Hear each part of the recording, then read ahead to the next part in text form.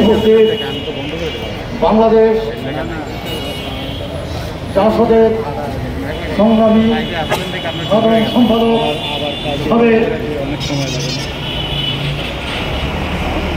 সংসদ সদস্য জনাব নাজমুল প্রধান ভাই এই সমাবেশে উপস্থিত হয়েছেন। আমরা নিন্দা করি তাদেরকে, ইসরায়েলকে নিন্দা করি। এই কারণে করি, আজকে মানুষ মারা, নির্মমভাবে হত্যা করা, এটা আমরা নিন্দা করি। তাই আজকের এই সমাবেশে এটা বিরুদ্ধে আমরা সংগ্রাম চালিয়ে যাব এবং চালাবো। আমি আমার বক্তব্য দীর্ঘ না করে আমি সংক্ষিপ্তভাবে সবাইকে শুভেচ্ছা ও সংগ্রাম জানাই যে আমরা ঐক্যবদ্ধ হয় এইটাকে প্রতিহত করি। আসসালামু আলাইকুম, সবাইকে ধন্যবাদ। দক্ষিণের সংগ্রামী সভাপতি জাতীয় নেতা জননেতা জনাব আব্দুল সালাম খোকন এখানে আমাদের মাঝে উপস্থিত আছেন।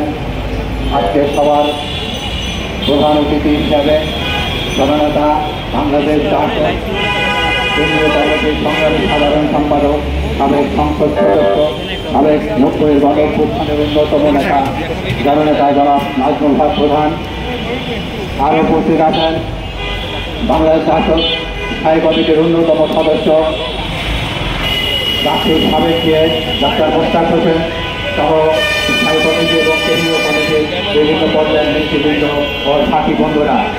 আজকে এমন একটা সময় আমরা এখানে মানববন্ধন এবং বিক্ষোভের আয়োজন করেছি, যখন পৃথিবীর মানবতার ইতিহাসের যে ধ্বংসলীলা চলছে ইরান এবং গাজায়, আমেরিকা এবং ইসরায়েল গাজাকে সম্পূর্ণ ধ্বংস করে দিচ্ছে, কোনো নীতিবোধ না রেখে এই ইসরায়েল এবং আমেরিকা ইরানে তারা ভুয়া পারমাণবিক অস্ত্র ধোয়া তুলে ইরানকে ধ্বংস করে দিচ্ছে।